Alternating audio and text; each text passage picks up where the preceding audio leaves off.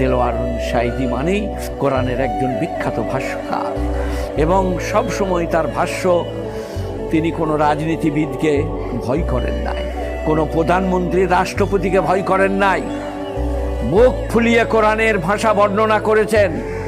এ পৃথিবী আল্লাহর, এখানে আল্লাহর হুকুমত চলবে, এ বক্তব্য দেলোয়ার হোসেন সাঈদী সাহেবের মুখেই মানিয়েছে। আমরা কিন্তু বক্তব্য রাখি, কিন্তু যেন সরকার রুষ্ট না হয়ে যায়, সরকার বিরোধী না হয়ে যায় আমাদের কথা, এটা আমরা লক্ষ্য রাখি, কায়দা করে বলি। দেলোয়ার হোসেন সাঈদী সাহেব সে ব্যাপারে পরোয়া করতেন না। তিনি কোরআনের আয়াতকে নির্ভীকভাবে বর্ণনা করতেন এবং তার ব্যাখ্যা করতেন।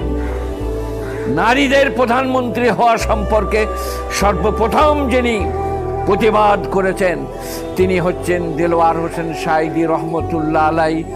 নারীরা কখনো আমিরুল মোমিনিন এবং মুসলমানদের নেত্রী হতে পারে না, এটা দেলোয়ার হোসেন সাঈদী বলেছেন। সেই কারণে আমাদের হাসিনার চক্ষুশূল বা দেলোয়ার সাঈদী সাহেব বিরোধী হাসিনা।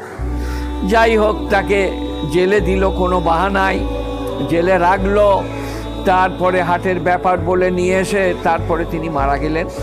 এটা আমার থেকে আপনারা সবাই বেশি শুনছেন, টেলিভিশনে, টিভিতে, বক্তব্যে, বর্ণনায় নানাভাবে জানছেন।